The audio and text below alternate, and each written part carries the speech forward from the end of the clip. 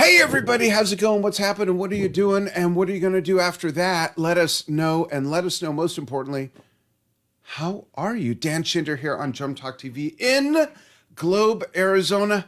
Where is that? I live here and I don't even know. We're 100 miles east of Phoenix up in the mountains, a little higher elevation. And I'm so excited to debut on Drum Talk TV's interview series, Taylor Moore from South Chicago, currently, yes, Gangsterland, currently in New Jersey, yes, Gangsterland. And even if she moved to Globe, Arizona, yes, Gangsterland. Taylor, what's up? Hello, Dan and Drum Talk TV. Thank you so much for having me. It's so exciting to have you on. So for those 5 people that have been living under a rock this year, and no offense to that, that's okay. It's been a crazy couple of years, right?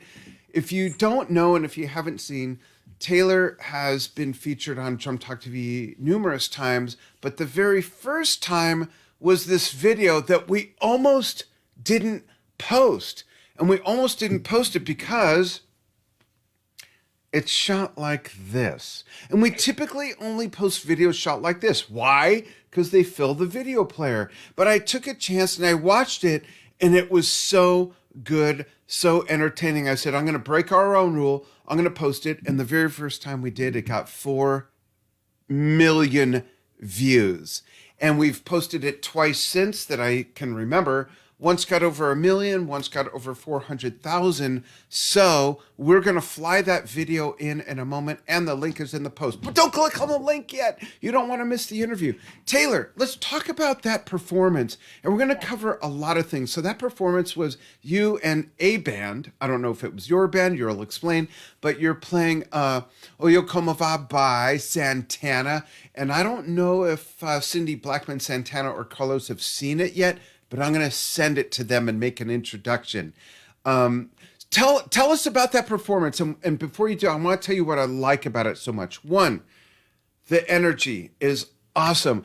And stuff breaks and stuff mutates and all this stuff. And you, as such a professional, have the utilization factor right here, ready for anything goes. And you're turning the broken cymbal stand into a steering wheel. You come over to a table, tap on stuff.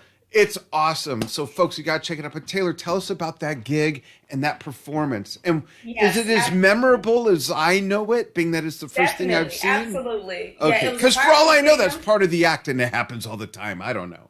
Yeah, absolutely. A viral video that, with all the combined videos that people posted, it has received over 20 million views combined. Nice. Bootsy Collins shared it.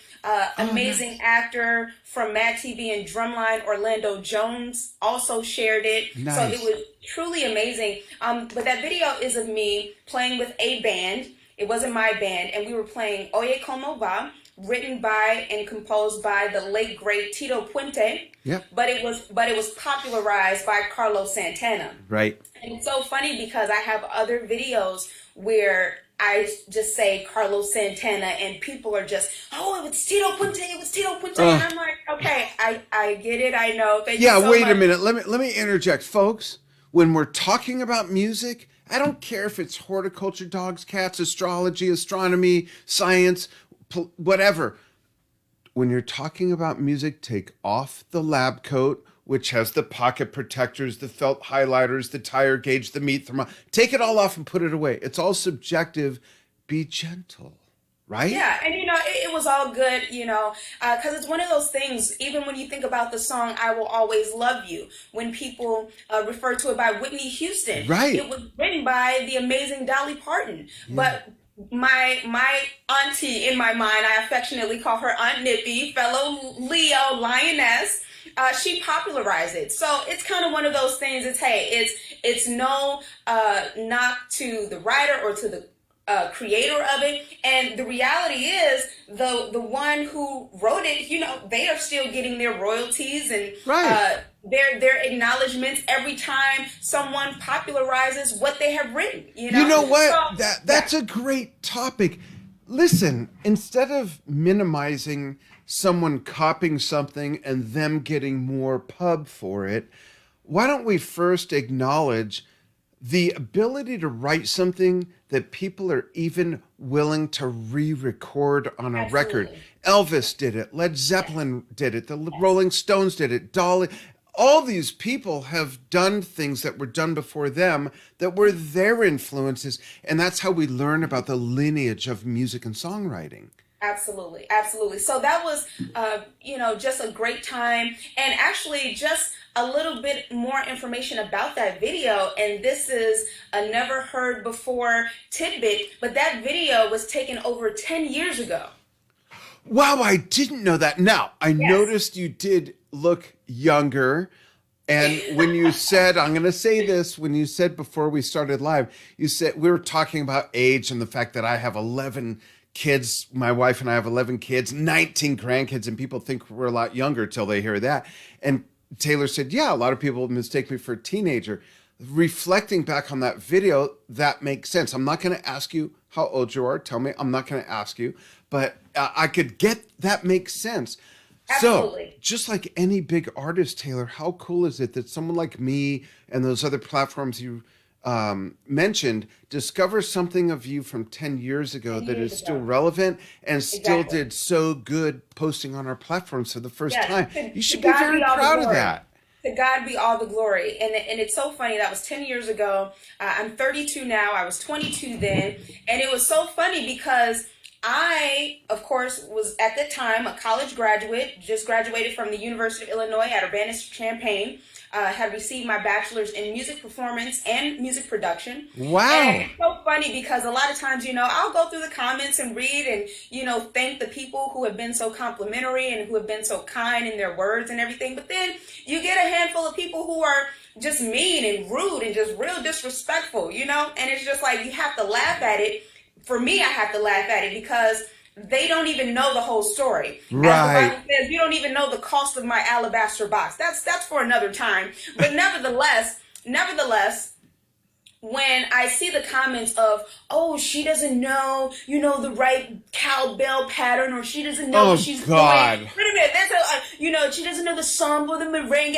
Like, this is all that I have studied. It has been tried. I have been through it. I have stood before faculty. I have done recitals before professionals who have passed me to the next level to say, hey, you are competent. You are, You know, I well enough to realize that you know the fundamentals. And if I may quote Picasso, who said, learn the rules like a pro so you can break them like an artist. So when you see that video, realizing that I played that video having a degree in music and music production, so I was clearly aware of all the rules, and now here I am breaking them and letting the Holy Spirit lead me and guide me and play through me and come through me, because what comes from the heart reaches the heart. I'm not trying to be all technical or whatever. I did that already. I studied it. I passed the test. I went through hoops, jumped through rings, been there, done that. Now it's time to let me loose. and you know what? Two things on that. One is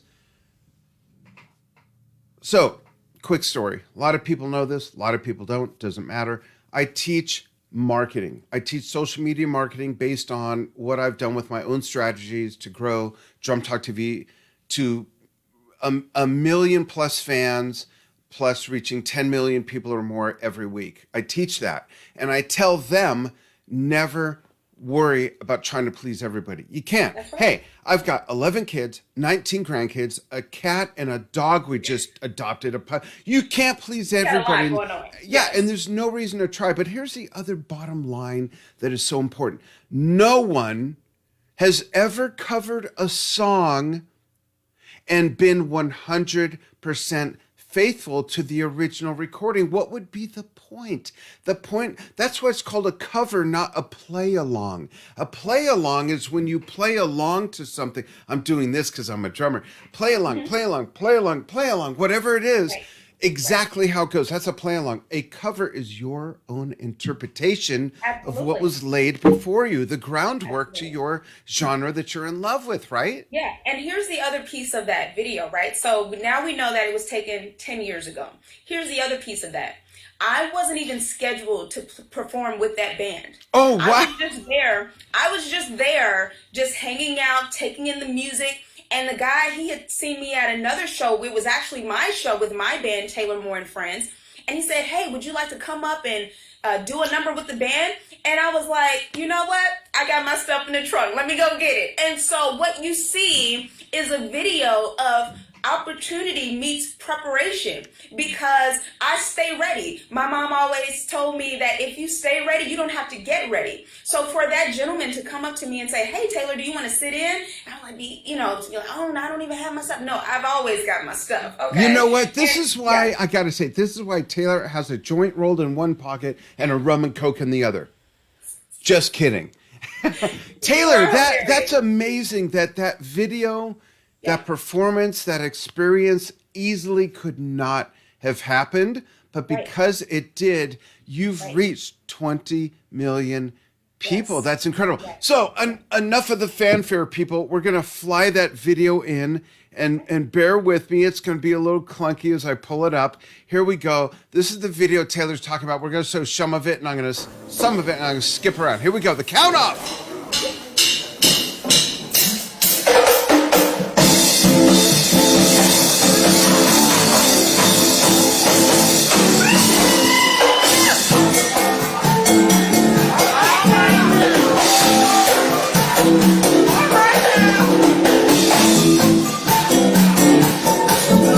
So far off to a great start pulling stuff out of the trunk, but wait to see what happens a little further on.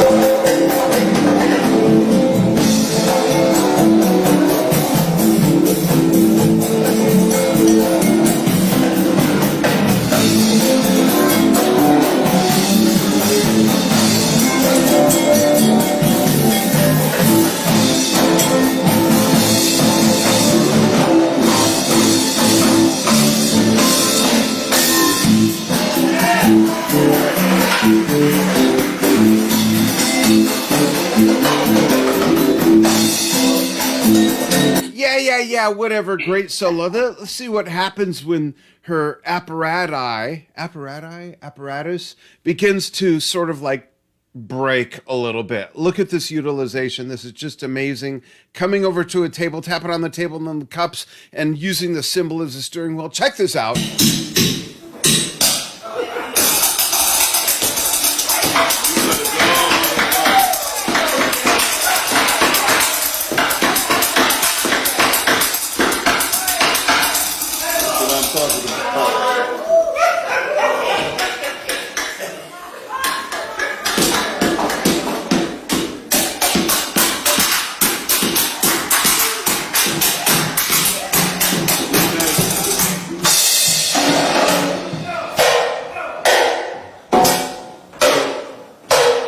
The robot.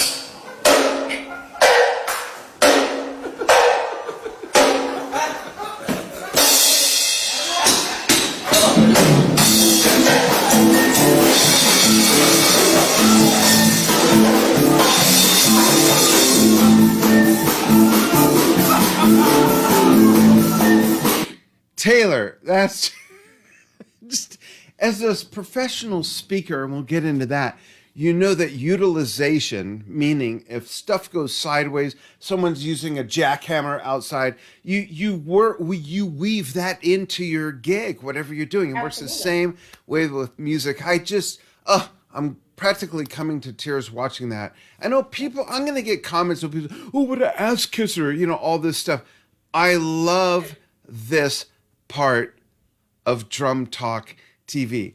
Let's switch. And now that you know the backstory, I feel like it adds another layer of understanding. And they happen to know that song, you know, and you almost maybe wouldn't have been there if someone says, hey, come over to my house and help me sift the seeds out of my wheat. I mean, who knows? You might not have been there, right? Or, hey, we want to go to prayer circle. Or, hey, I want to go TP Dan Schinder's house of Drum Talk TV. It almost didn't happen, and look what happened because it happened. Amazing. Exactly. Let's talk about support. You and I have something in common. We both come from families that supported what we fell in love with from a very young age. I know your mother, Trudy, has, oh my gosh, she's like a whole cheerleader squad. That's how we connected. Absolutely. She found out who ran Drum Talk TV. She friended me on Facebook. I reached out to her and we connected. quick story. My mother's birthday would have been 80. What year is this? 80. She would have been 81 yesterday. When I was 14 in 1977, my father took me to see Led Zeppelin. Before that, I wanted to be an oceanographer. I was going to be the next Jacques Cousteau, a scientist. My mother was so proud because, of course, she would name this Jewish little boy with the first two initials, DR, for doctor, right? That makes sense. But after I saw Led Zeppelin, or actually during, by the third song, I thought, wait a minute, you mean this could be a job? After my hearing came back a week later, I told my parents, I don't want to be an oceanographer anymore. My mom said, oh, okay, what do you want to be? I said, I want to be a professional drummer like John Bonham. Crickets, tumbleweeds, and then we were hitting her with the paddles to revive her. When she revived, she accepted it, and exactly 1 year later, she found an audition for a singing group that needed a drummer who was replacing someone that was leaving, and they were going on tour across the United States in 2 weeks. She, as much as she was sort of disappointed, she supported my passion. And yes, she found and me. I thank God for mothers who are so supportive. My mom, she's been so supportive from the beginning. It's so funny. She always tells the story of how when she was carrying me in the womb, the only time I would move is when music came on. And she would have to shake me to make sure I was okay, to make sure I wasn't stillborn or anything. She's still doing that, right? Absolutely. And so, because I'm really the same way to this very day, very like low key in the cut, but when some music comes on, hey, you know, I'm Same the here. girl, you know? Yep. And so, she would always say that I would only move when the music came on, specifically Bobby Brown's My Prerogative and Eurythmics Sweet Dreams. They both had that four in the floor and just really grooving, you know? And when I was born and came into this world, and she saw that I gravitated to this one kitchen pot, and that was the only kitchen pot that I gravitated towards. I didn't get a whole bunch of pots, just the one, and I would play on that. And one of my mom's friends who was from Kenya, he saw me playing the pot. He said, oh no, we must get you a real drum. That is not okay. We cannot have you play that drum. It's bad for your hands. We get you a real drum, you know. And so he bought me my first drum, which was called the djembe, which was made of tree trunk and goat skin and rope. Right. That right behind you, exactly. And then my hands outgrew that. And then my mom, she bought me more djembe drums. And then my mom, she bought me congas and bongos and a piano. And I started teaching myself the piano. And then she got me piano lessons and went to piano lessons. And she would wait for me outside and would fall asleep in the car waiting for me. And I have to go to the car and knock on the window like, Mommy, I'm done with my piano lesson. You know, just talking about sacrifice, you know, that my mom, you know, went through to support me. And it's so funny because I had the djembes, I had the bongos and the congas, had the piano. And then one day I'm 12 years old and I said, Mom, I can play the drum set. Now, mind you, playing all of these other instruments, that only takes 2 limbs, your hands. Right. But the drum set, that's your entire body, all 4 limbs, hands and feet. 5 if you're a guy. Oh, just kidding. You have to coordinate, okay? You definitely have to have some coordination with that. Right. So I tell my mom, hey, I can play the drum set. And she's like, I've never seen you play. And I was like, Mom, no, but I can. Trust me on this. And so one day we're at my late grandfather's church and she's in the vestibule with everyone and she hears the piano going and the drums going, you know, real basic pocket drum beat, right? And she looks at it and she sees that it's me on the drum set. And she says, wow, Taylor, you can play the drum set. And I said, see, Mommy, I told you. And it was so funny because obviously she had been very supportive. It wasn't that she wasn't supportive in that moment. It was just like, I'm going to need you to go play all these other instruments that I've already bought for you before we start buying some new instruments, you know. But nevertheless, she bought me a drum set and the rest is history. And taught myself drums, went and got lessons, and actually the school that I attended started having lessons for us, for the students there, and that was definitely a blessing. And then went off to college and majored in it. And I'm kind of giving the quick version of it. Obviously, many more details to that, because when I went off to college, I was undeclared for my first year. Because I was still trying to figure out what I wanted to do. I was a motivational speaker, thought about majoring in political science. I was a musician, thought about majoring in music. I was also acting, thought about majoring in theater. So I had a lot to consider. And the Holy Spirit just revealed to me, hey, just stay with the music for right now, and we'll take care of everything else later. And so sure enough, I majored in music performance and music production.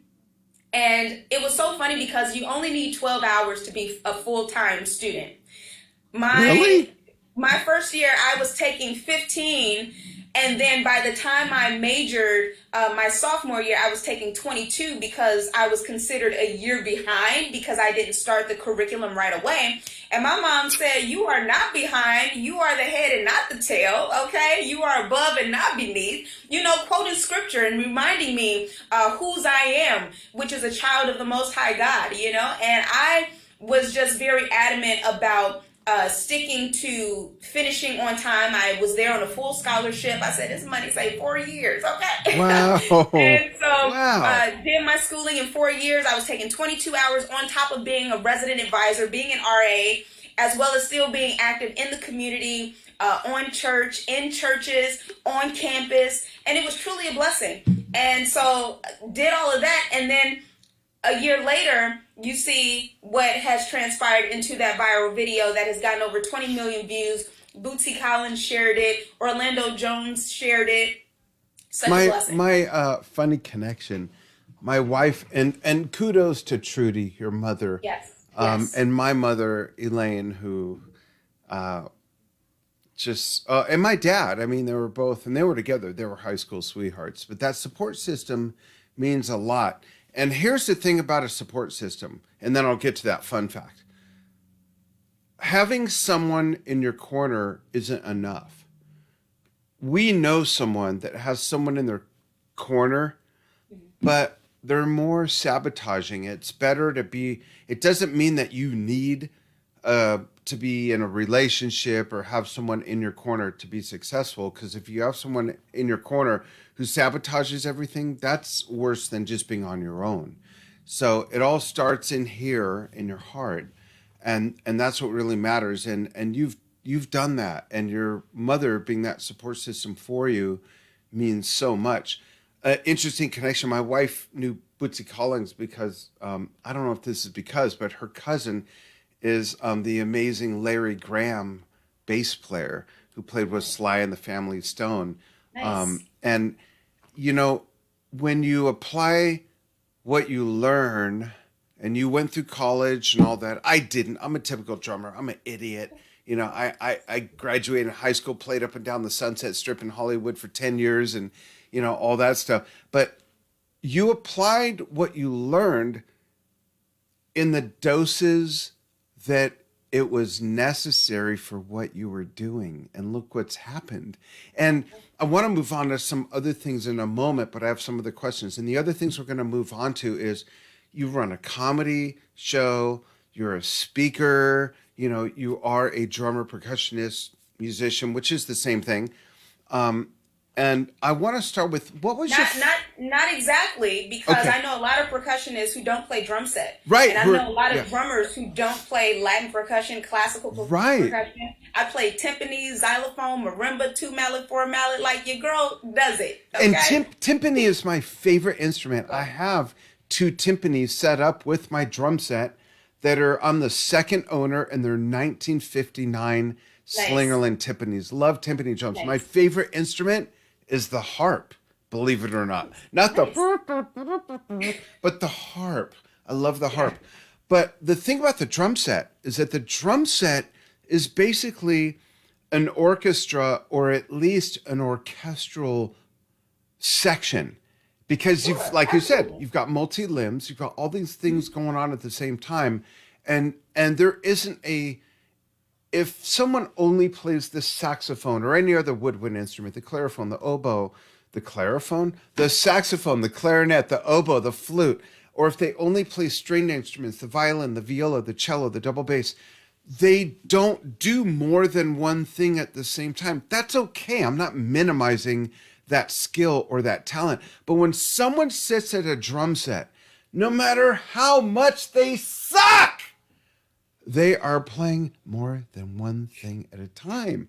And that needs more recognition than it gets, which leads us to who's your first and who's your biggest drum set influence other than me? Who and they might not be the same. Who are your first and your first and your biggest drum set influence?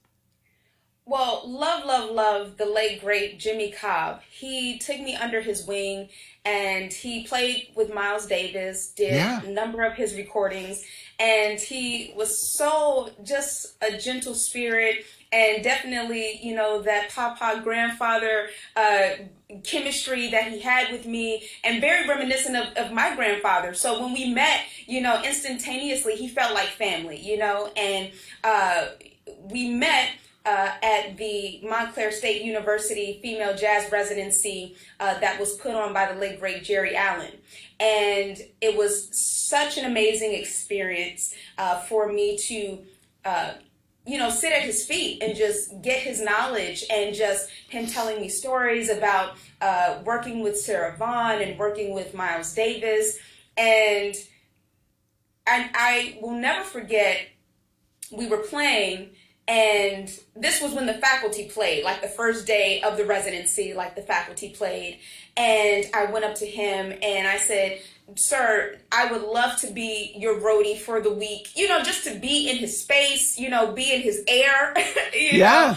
And he kind of chuckled and nodded his head, and I helped him pack up his cymbals and everything, because at the time he was like late 70s and everything, and, you know, just needed help anyway, regardless of age, but just wanted to be there. Wait, how old were you, Taylor? How old were you? At that time, I might have been 23 or 24, something just like for context. I was early 20s. Yeah, I was early 20s. Yeah, early mid 20s, something like that. Wow, Jimmy Cobb. Oh my God. I'm early 30s now, so Lord have mercy, I don't remember. Oh, Lord. Oh, you just wait. You're right. Okay. So he chuckled, and I helped him pack up his cymbals and everything, and rode him out to his car. And then the next day, we were divided into our groups. I was in the Jimmy Cobb ensemble, and so we were playing. And afterwards, he came up to me. He said, "Girl, you said you want to be my roadie. I need to be your roadie." Oh, wow. And it was such a funny moment, you know, to have this icon and legend, you know, just show me so much love. And Taylor, for those who don't know, because there are a lot of musicians, a lot of music fans, a lot of drummers who might not know the historical lineage of drumming. Tell us who Jimmy Cobb is, for those who don't know. How would you describe Jimmy Cobb? As someone land from Mars or Wyoming? Same thing. Jimmy Cobb is an amazing drummer. He played with Miles Davis, who is a jazz staple. He was iconic in setting that trend for jazz drummers, along with so many others like Max Roach and Art Blakey and Elvin Jones. He was a pioneer for drumming. And so to be there in that space with him, it meant so much to me. And so, like I said, for his, you know, his background, for his credits, I mean, he has a long list of credits, but for me, I was more interested in just the human being, the man Jimmy Cobb, the grandfather Jimmy Cobb. And it's so funny, there's some video footage on my website, MsTaylorMoore.com, and at the culminating concert, he's sitting on stage, sitting behind me. And now that he has transcended from time to eternity, it's literally watching an angel, you know, on your shoulder. Absolutely. And he was sitting there like a proud granddad, just like, yes, girl, yes. And to have that footage is such a blessing. But he was an awesome man, because the reality is, you can be an awesome artist, you can be an awesome drummer, whatever your field is, but really not be a kind person. Right. And so for me, it doesn't matter if you excel in your field of artistry or field of whatever it is you're working in, if you are not kind, if you are not, loving and being just gracious and just interacting with each other And being human that and magnanimous. Yeah. Absolutely, absolutely. And that's one of the reasons why I was just so drawn to him and gravitated towards him, because he was a kind and gentle spirit and just wonderful human being. That's awesome. How did your influences progress through not just your drum set playing, but the Latin percussion? We have videos. We'll show some stuff. Hang on, folks. We're going to show Taylor playing congas, timbales, drum set solo stuff with other musicians. We're going to show all that. So hang out, check it out. Don't go out or I'll shut you out. What is the sort of path that you followed of how you got exposed to different things, from jazz, trad jazz, to hip hop, to all these other things that you've played and been exposed to? Absolutely. Yeah. Well, going back to that support system and that parental support, I thank God that my mom, she exposed me to so much music. She exposed me to classical music. She exposed me to the street performers. I remember growing up on the south side of Chicago, we would be driving on Lake Michigan, and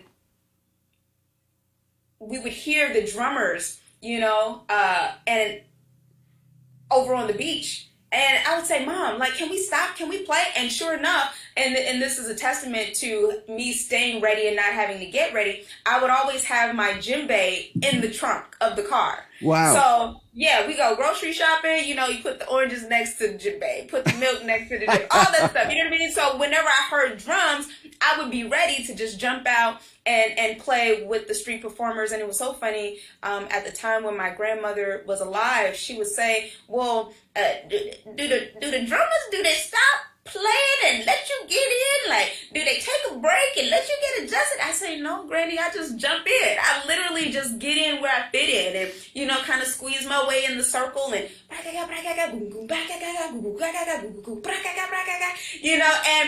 people are dancing and people are running around. Now, mind you, at this time, I am like 9, 10, 11 years old. Oh, wow. And so for me to be in that space as a young girl was so awesome, because I took African dance lessons when I was like 5 years old, but I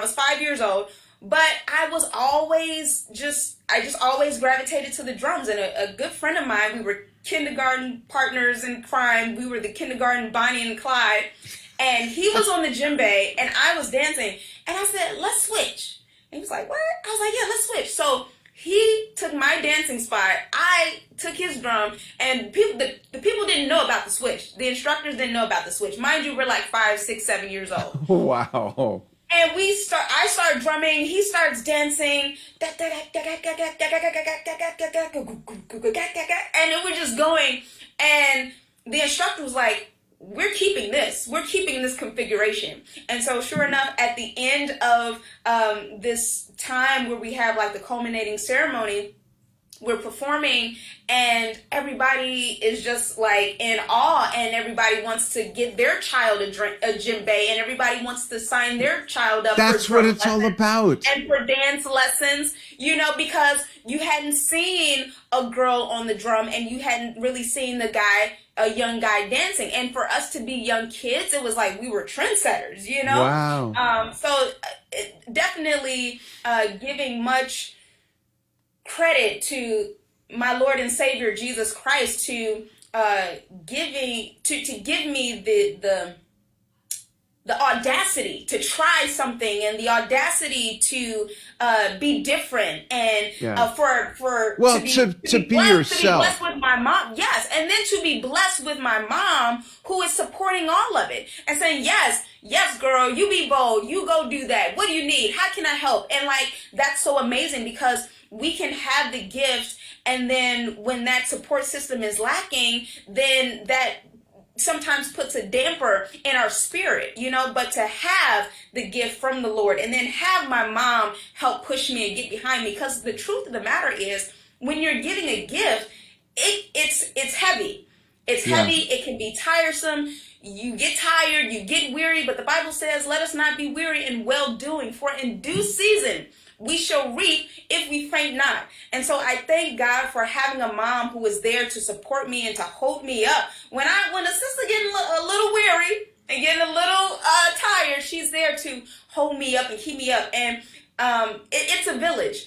My mom, of course, is the head of that village, but there's so many people. I have a long list of aunties and uncles and cousins who genuinely support me. And it's so funny because all of these aunties, uncles, and cousins, these are all via spiritual connections, because my mom is an only child. So how would I have all these aunties, uncles, and cousins?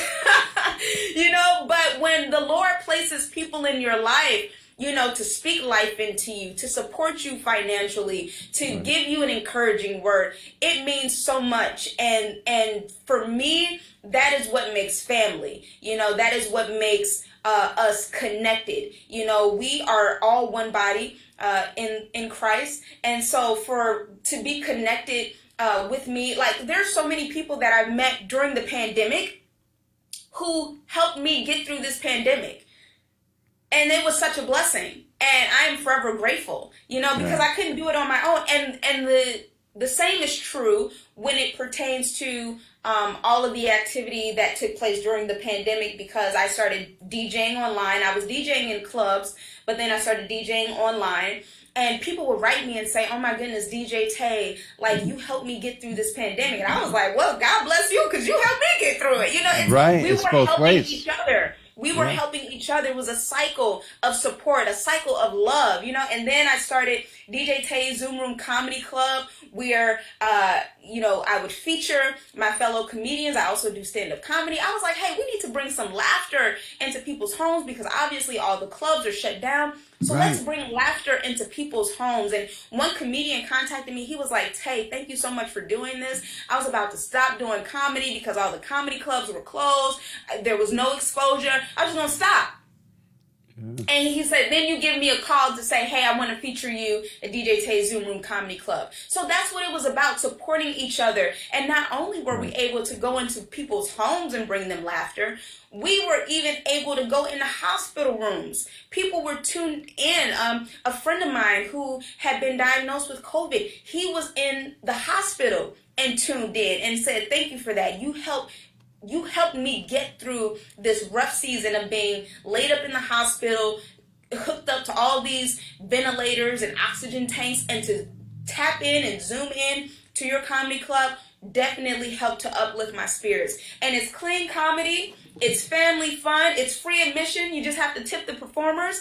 And it was just a great space for everybody. And all of that can be found on my website, MsTaylorMoore.com. And the best is yet to come. Cool. Steve, put that link in the comments and pin it, that you can reach Taylor at, and put that in. Say it again, Taylor, please, for Stephen. MsTaylorMoore.com. Great. So a couple things with all of that. Sorry, I got to lubricate here. My wife's had a cold. I'm making sure I don't get it. Yes. A couple things. One is that know that you have an extended family and support in me and my wife Inja and Drum Talk TV. And that. Thank you, Uncle Dan. Yeah, absolutely. Yes. And I was going to ask regarding a couple things real quick. Regarding the dancing from Africa. Africa is a huge continent with a lot of different cultures. Was the dancing more of the West Africa influence, the West Africa? Yes, North African influence, yes. Very cool. Awesome. Yes. Yeah, there's several, several, that's not even the word for it. There's a whole community of Drum Talk TV fans from Nigeria, Ghana. Yes. Yeah, we have a lot of fans there. A wonderful young musician who's just turned 13. His name's Dominic McNabb, who calls me Uncle Dan every time he writes me. And we've featured him multiple times. He's done an interview. He's in South Africa and is an amazing fusion drum set player. And it's important that no matter what instrument you play, that you expose yourself to who your heroes' influences were, so that you understand what their music comes from. I'm going to use an example. So Nico McBrain, who plays for Iron Maiden, he's been with them for decades. And before that, he played with Pat Travers. He's known as a heavy metal drummer. But Nico's influence is when he was 10 years old, his older sister took him to see the Beatles. And without understanding these sorts of, if I could say, lineages, it's hard to understand where the music you listen to comes from. And Enja and I, just like spirituality, we expose ourselves to many, many different genres of music. She's into a lot of real R&B. When R&B was actually rhythm and blues, go figure. It was actually that, and that's what hip hop was born out of. But the East Coast, New York, when hip hop was born, she's into that. She's into bebop jazz. We do a thing she's got an art gallery showing right now, and we perform music for the 20s and 30s. Most people don't know any of these songs. And when you expand your horizons that way, and I played in symphony, I played in orchestras, I play a lot of progressive rock, a lot of traditional jazz. When you understand where what you love the most comes from, it makes you understand what you love the most at a deeper level and Absolutely. makes you a better player. Would you agree with that, with all the different things you've done? Absolutely. Absolutely. Yeah, it's really, really super important. So we talked about something, we emailed about something. I have diabetes, and I'm on the board of directors for the American Diabetes Association for the Arizona and New Mexico pod. And when I mentioned that we were going to put that link to where people can be part of that campaign, you mentioned that you had a connection with diabetes. If I remember right, possibly through your grandmother. Do you mind talking about that a little bit? No, my late cousin. Your My late cousin, that's right. Yeah. Thank you. Yes, and she was actually born with it, which is a rarity. Yeah. So, yeah. So, RIP to my cousin, Belinda Smith. Love you forever. And, just keeping the legacy alive. And that's what it's about, Yeah. At the end of the day, the best way for us to keep someone's legacy alive is to keep going and being all that God has called us to be. And to just keep running this race, which is a marathon, not a sprint. And just know that we were born to die. Yeah. So we have to understand that while we are here, just to be as impactful as possible. But that might sound just like super like, okay, how can I be impactful? Well, best way to do that is to be who God has called you to be. And that's tapping into Him, into His word. And that's what it's been for me. Every time I do something, it's spirit led. I'm not just out here just DJing all willy nilly, opening up comedy clubs all willy nilly. Like whenever I do something, it's because the Lord has said, do this, do that, do it this way. Right. And His word reveals it to me. Just open up that good book. Oh, yeah. He'll talk to you. Come on, Uncle Dad. That's awesome. So let me ask you something, a few things. And, Yes. and let me see. Well, where's my phone? Check the time. Okay, we got some time. What are your 3 biggest old school influences, and who might be 3 contemporaries that you really admire? And name the genres of their music in case the people watching don't know who they are. And I have to mention something first. I'm so embarrassed. I did not set up my laptop to be able to see comments and questions. So I will plow through all of that over the next couple of days, answer what I can. And Taylor, I encourage you to look through the comments and answer things that I just was so excited about getting with you. Didn't think to set that up so I could watch over here on my laptop where it usually is, and it's not right now, the comments and questions. So we'll make sure we answer this. But who would be 3 old schoolers? And who would be 3 contemporaries that you admire in drumming, percussion, music? Yeah, absolutely. 3. For me, for drumming, definitely Jimmy Cobb is at the top of the list. Obviously, of course, Cindy Blackman, Santana, and Sheila E. And that would be in the mix of old school. As far as new school, for me, it would be, it's so funny. I'm just going to give you those 3 because you asked a lot. I mean, those are some pre-interview questions. Nevertheless, one guy asked me, he said, who's your favorite musician? And I said, King David. Oh. What a If I can great go there. answer. Oh, yeah. So, and I said King David because he was a great musician. We have a book of his work, the book of Psalms. Yep. And it's all poetry. It's all musical. He is the chief musician. He is a psalmist. Psalmist being song, yes. And then he was also an instrumentalist. And not just any kind of instrumentalist, but a string player who chased out demons. Come on, somebody. And so that is my ultimate desire, to be able to play. So when the assignment of the enemy shows up to attack, I can play him off. Right. And I can be like, get up out of here. Stop it. You know? And so for me, hey, that's my 3 old school. And King David would be both new school and old school. That's awesome. I love that.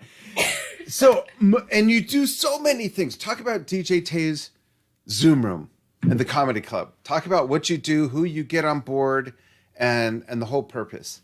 Yeah, absolutely. So during the pandemic, you know, I was watching a lot of Def Comedy Jam by Russell Simmons, and Kid Capri was scratching and everything, who I had the opportunity to meet both of them, Russell Simmons and Kid Capri, which you can see those pictures on my website, MsTaylorMoore.com. Yep.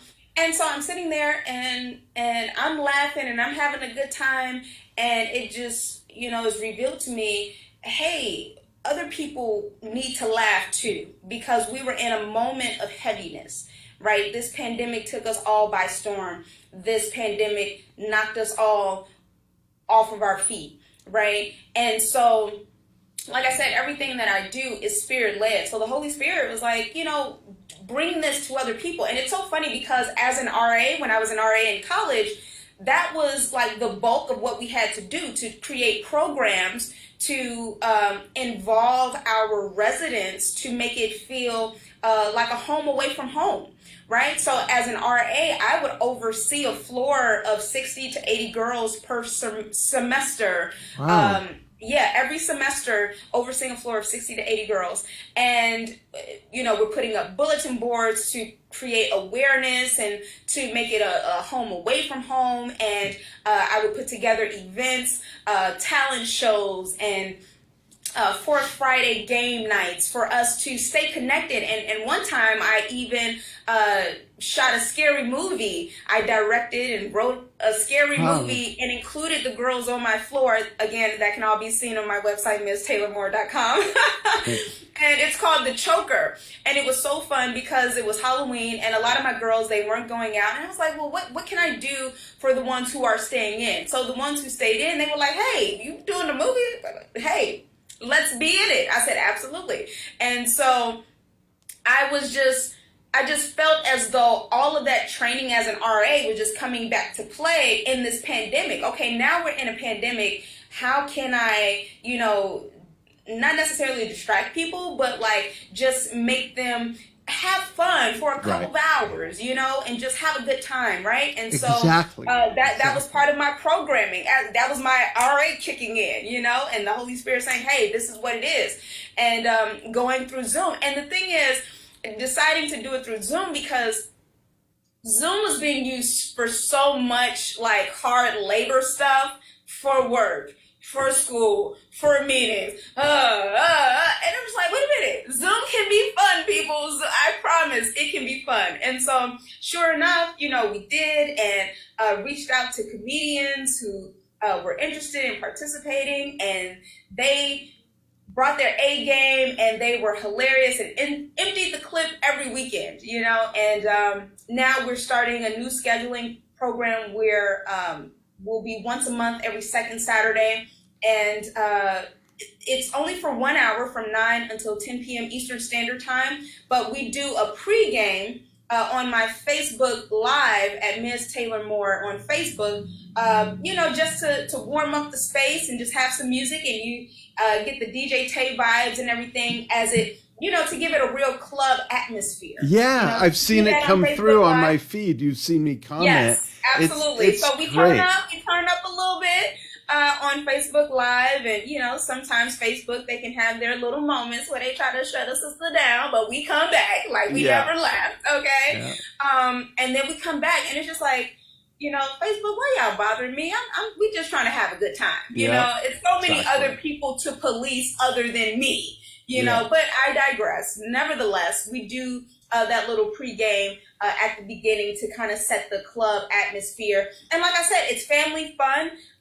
It's for the entire family. It's clean comedy. And my tagline is, we all know how to cuss, but we just don't cuss up in here. Yeah, that's great. Yeah. My wife and I, for 2 years, not now, but for 2 years, right after we moved here, which was 5 years ago, December 1st, for 2 years, we had an open mic event here at our house. At our house, my wife has a gallery. That room's about 15 by 35 feet. We'd set it up with chairs. We built a little stage, and people would come to comedy, music, tell stories, tell history about the area. And it was all family friendly. It was a free event. So I could totally appreciate what you're doing because we've done that. And it's really important, and it makes it all inclusive too. There's plenty of other places for F-bombs and everything, which is great, but it doesn't have to be everywhere. And it's wonderful that you're providing this sort of inspiration for youngsters who don't need to be exposed to that quite yet. They will be when they watch Drum Talk TV, but wait, what? Hey, I have a question for you. Do you happen to have a percussion instrument nearby? Absolutely. Do you want to jam before we go? Well, all of my jamming can be seen on my website via MsTaylorMoore.com, only because this is such a tight, enclosed space and everything, But yeah, absolutely. Grab something. Let's do a little something. You know what? I'm right here with you. There you go. That works absolutely. Okay, so you start. I'll jump in. Okay, here we go. You ready? Yeah.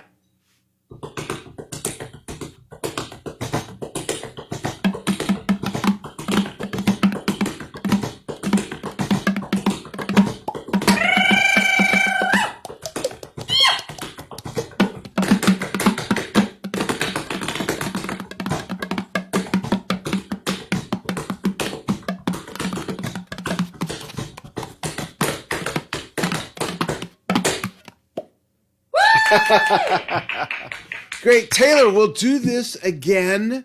Hang on the line after we say goodbye to the audience.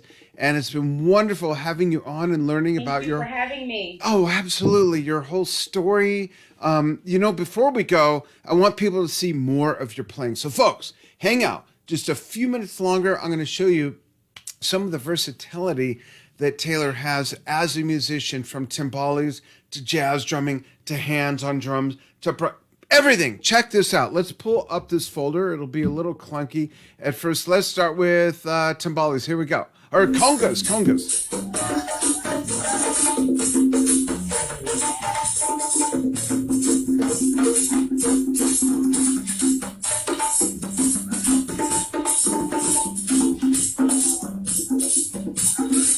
There you go. So you got a little example of her playing there. How about a really cool hand to stick solo? Check this out.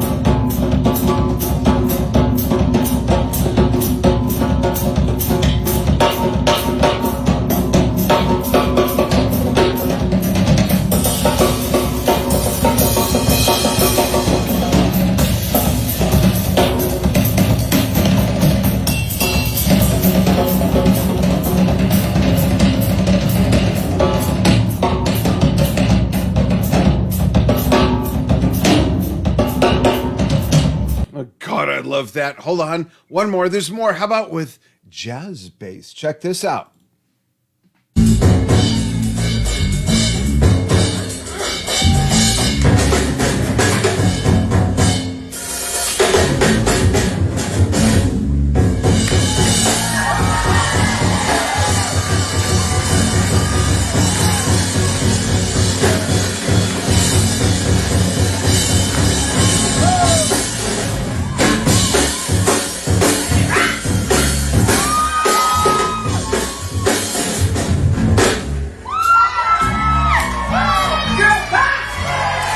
Back in the pocket. Awesome. How about some timbales?